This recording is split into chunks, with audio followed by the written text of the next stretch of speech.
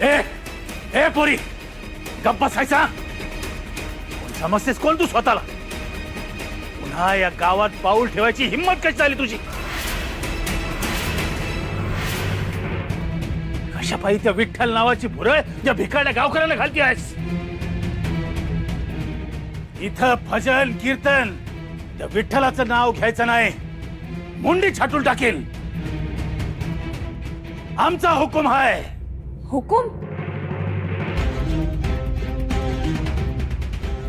इनामदार काका, या जगावर हुकुम जगनियंत्याचा चालतो,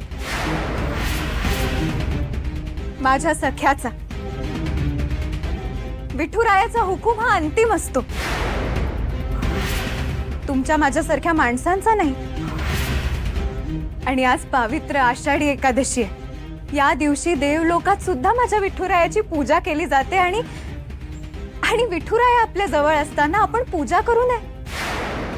अहो, हा करंटेपणा नाही का झाला?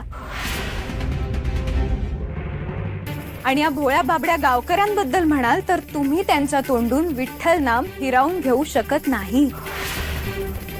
अहो, यांच्यासारख्या गरीब सोशिक रात्रंदिवस घाम गाळणाऱ्या कष्टकरी लोकांचा एकमेव तारणहार म्हणजे माझा विठुराय.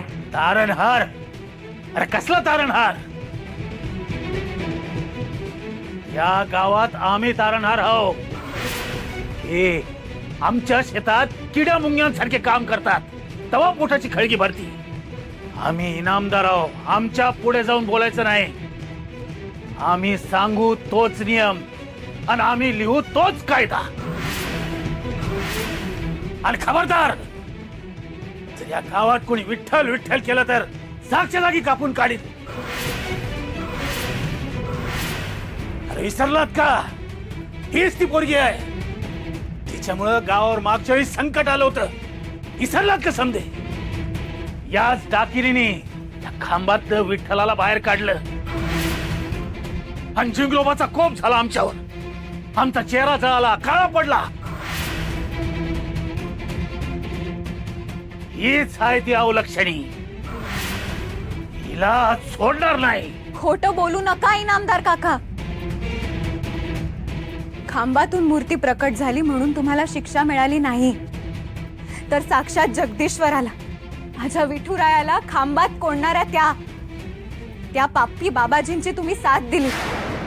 त्यांच्या पापात भागीदार झालात म्हणून तुम्हाला देवाने शिक्षा दिली. माझ्यामुळे नाही, तर वीज पडून तुमचा चेहरा काळा झालाय. हे तुमच्याच कर्माचं फळ आहे.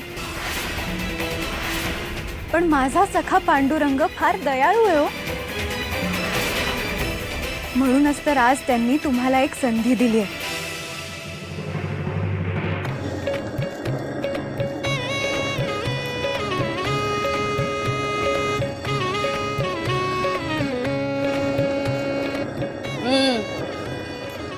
या आता बसा. बसा. जरा चला.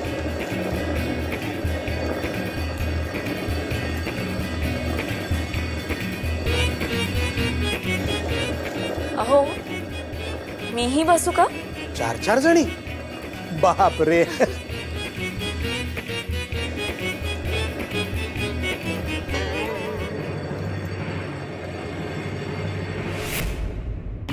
काय झालं या दांड्याला? हलत का नाहीये?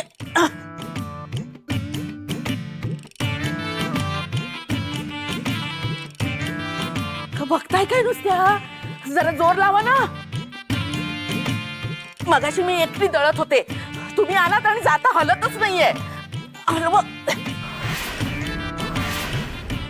आणि हे बघा, वेगवेगळ्या दिशेने ना जाता हलवायचं नाही. दिशा एकच हवी, एका दिशेने हलवा. हा चला, हलवा हलवा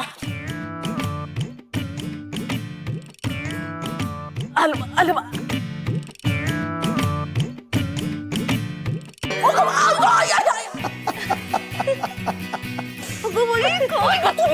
काही काम येते तुम्हाला?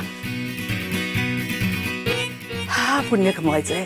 या, या, या.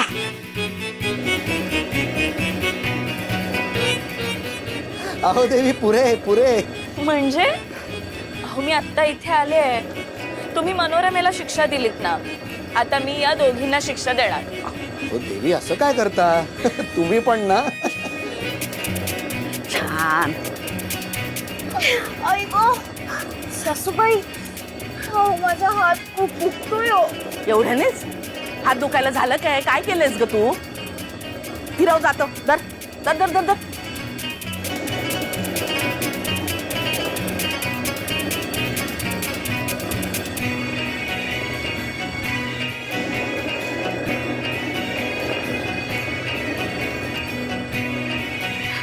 यमुने, ते पीठ उचलून ठेव. हा, कणकीत घालायचं.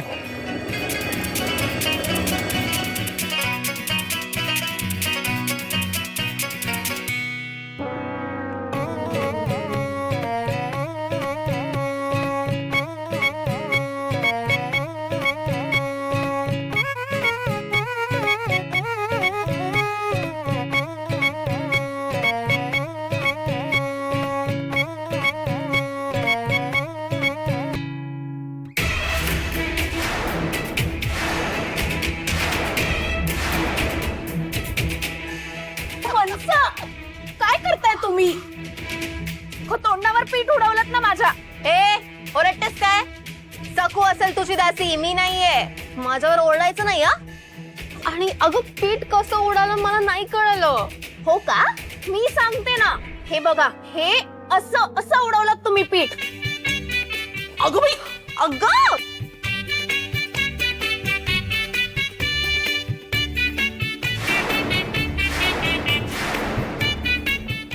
काय करतेस तू? हे तुला तर नव्हतं. माणिक, अगं यमुना था.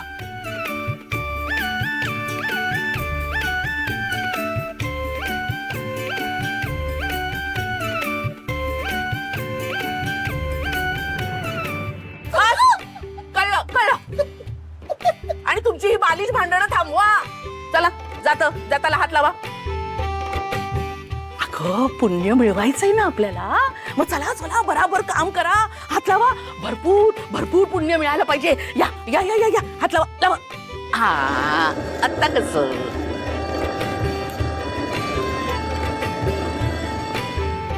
विठुरायाचे निस्सिम भक्त असणाऱ्या, तुम्हाला पितृतुल्य असणाऱ्या या निष्पाप बुवांवर तुम्ही निर्दयीपणे हात उगारला. देवकार्यात विघ्न आणलं. अहो, म्हणूनच आज निसर्गाने आणि विठुरायाने तुम्हाला एक संधी दिली. धडा म्हणू नका. आज तुम्हाला सुधारण्याची आणि चांगलं वागण्याची एक संधी आहे. त्यामुळे आमच्या बरोबर विठ्ठल नामाचा गजर करा. बोला, जय जय विठ्ठल, जय हरी विठ्ठल. अरे आम्हालाच गजर करायला लावतेस. इनामदार, अहो अजूनही वेळ गेलेली नाहीये. अहंकार सोडा आणि त्या विठुरायाला शरण जा. तो दयाळू आहे. अहो तुमचे सगळे अपराध आणि दुःख नाहीशी करेल तो.